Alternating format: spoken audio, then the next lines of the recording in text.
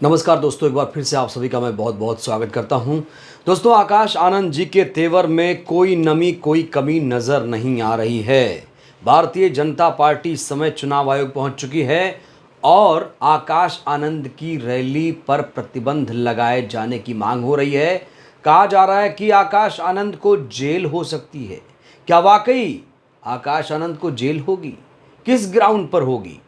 दोस्तों, इस बीच आकाश आनंद के तमाम जो समर्थक हैं, बसपा समर्थक हैं, वो आकाश आनंद के समर्थन में सड़क पर उतर गए और जो एफआईआर दर्ज की गई है उसको वापस लेने की मांग की गई। सड़कों पर सैलाब था और पुलिस अधिकारी से भी तू तू मैं हो गई।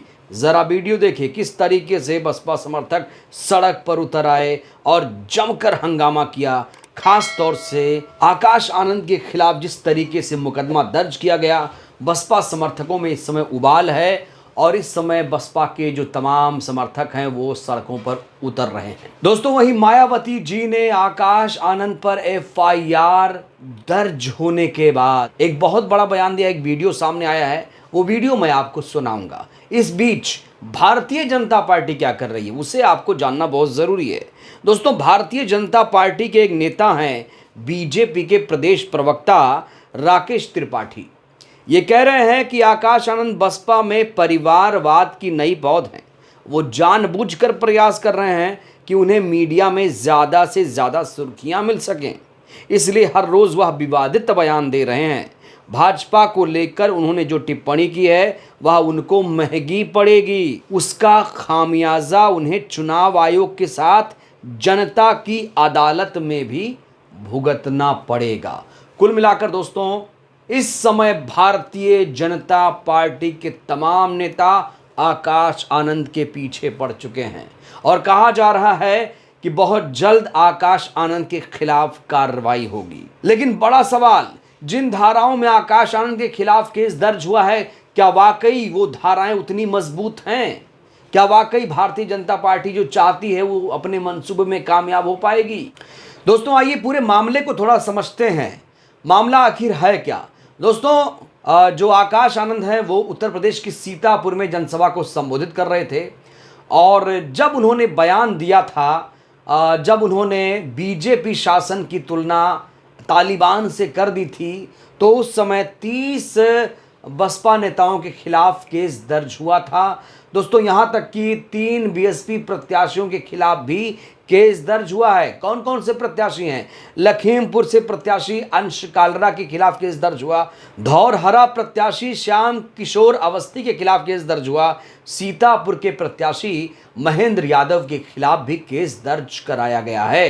दोस्तों, आइए वो बयान आपको दिखाते हैं कि आकाश आनंद ने कहा क्या था और वो धाराएं कौन कौन सी हैं उस पर भी बात करेंगे। आकाश आनंद ने दोस्तों बीजेपी पर करारा हमला बोलते हुए कहा था कि बीजेपी की जो सरकार है बुलडोजर की सरकार नहीं, आतंकवादियों की सरकार है। इस सरकार ने मुल्क की जनता को गुलाम बना दिया है। अब समय आ गया है इस सरकार को हटाकर मायावती जी को प्रधानमंत्री बनाने के लिए वोट किया जाए। जरा सुनिए, वीडियो सुनिए किस तरीके से आकाश आनंद आक्रामक दिखे। भाजपा की सरकार बुलडोजर की सरकार नहीं, यह आतंकवादियों की सरकार है। अपनी आवाम को गुलाम बनाकर रखा है। ऐसी सरकार का समय आ गया है अब खत्म होने का और यहाँ पर बहुजन समाज पार्टी की सरकार बनाकर बहन जी को प्रधानमंत्री बनाकर यहाँ पे उत्तर प्रदेश में बहुजन समाज पार्टी का राज कायम करने का।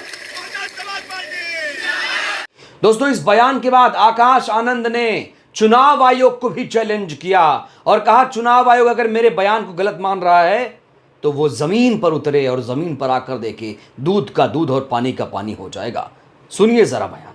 अगर हमारी बात थोड़ी ज्यादा छुप गई हो और इलेक्शन कमीशन को लगे कि हमें तालिबान नहीं बोलना चाहिए था या भाजपा को आतंकवादी नहीं बोलना चाहिए था, तो हम उनसे दरख्वास्त करेंगे कि यहाँ उतर के आके देखें। तो दोस्तों, आकाश आनंद के खिलाफ केस दर्ज होने के बाद भी आकाश आनंद के तेवर में कोई भी नमी कमी नहीं नजर आई है।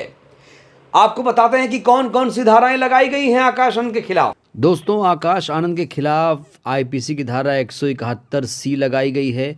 यहाँ 171C धारा का मतलब है चुनावों को गलत तरीके से प्रभावित जब किया जाता है तब इस धारा का प्रयोग किया जाता है। धारा 153 बी भी लगाई गई है नफरत फैलाने के लिए, दो समूहों के बीच नफरत फैलाने के लिए इस धारा का प्रयोग किया जाता है। धारा 188 भी आकाश आनंद के खिलाफ लगाई गई है जब नियमों का, आचार संहिता का उल्लंघन हो जाए। 502 जो धारा है उसको भी लगाया गया है, अपमानजनक मामले वाले मुद्रित की बिक्री करना, यानी कोई चीज अपमानजनक है तो उसको आकर बताना।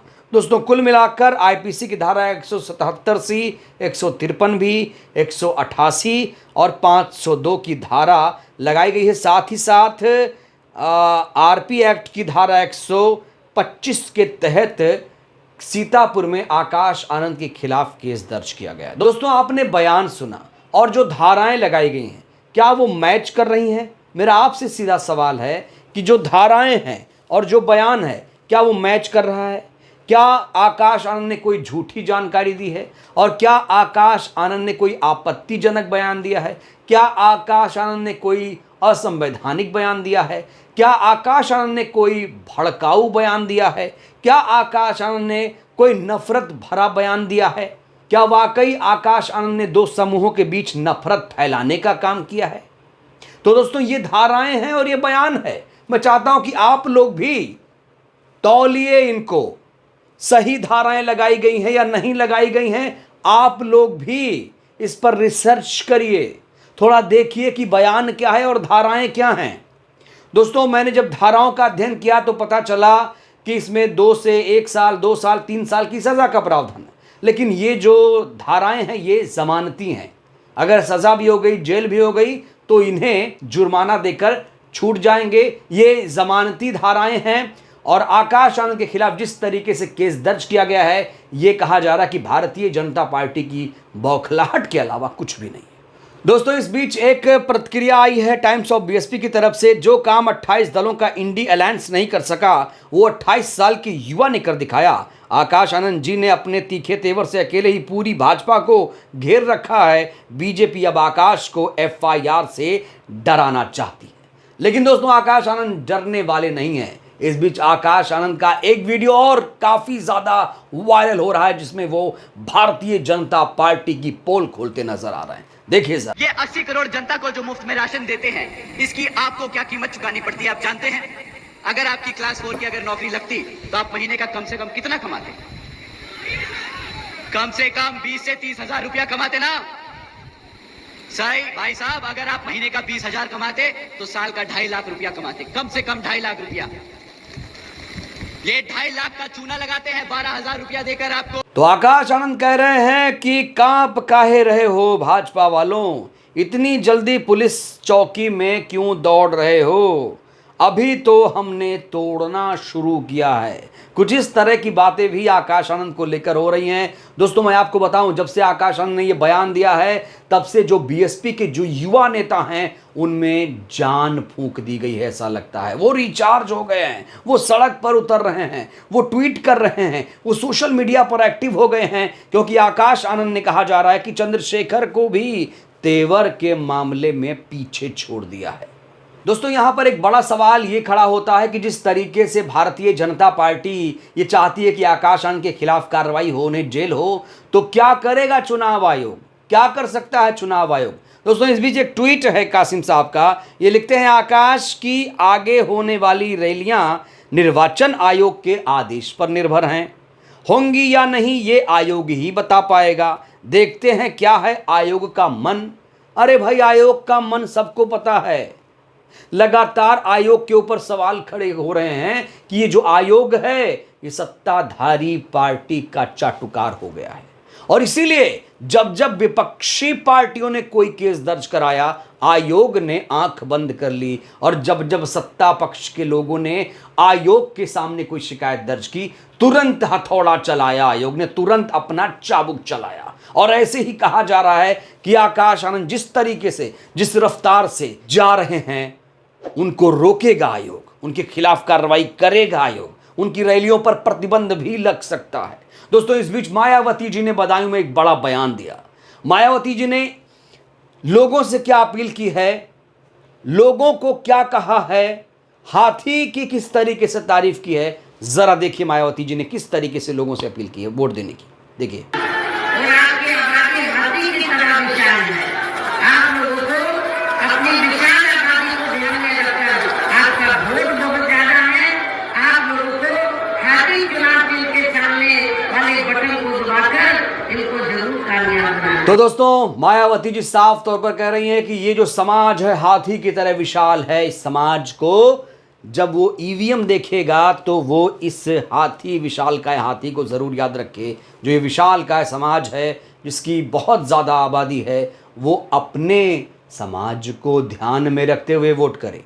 तो कुल मिलाकर दोस्तों मायावती जी का तेवर भी तल्ख है और आकाश आनंद जी के तेवर में कोई भी कमी नहीं नज़र आ रही है। आमतौर पर होता है जब कोई केस दर्ज हो जाए तो लोगों के तेवर में थोड़ी कमी आती है, लेकिन दोस्तों आकाश आनंद अभी भी आग बबूला हैं। अभी भी वो भारतीय जनता पार्टी के खिलाफ आग उगल रहे हैं, अभी भी वो फायर हो रहे हैं। शिक्षा, रोजगार, महंगाई, भ्रष्टाचार, बेरोजगारी तमाम मुद्दों को लेकर दोस्तों बीजेपी सरकार को घेर रहे हैं। मुफ्त अनाज की योजना पर भी प्रहार कर रहे हैं।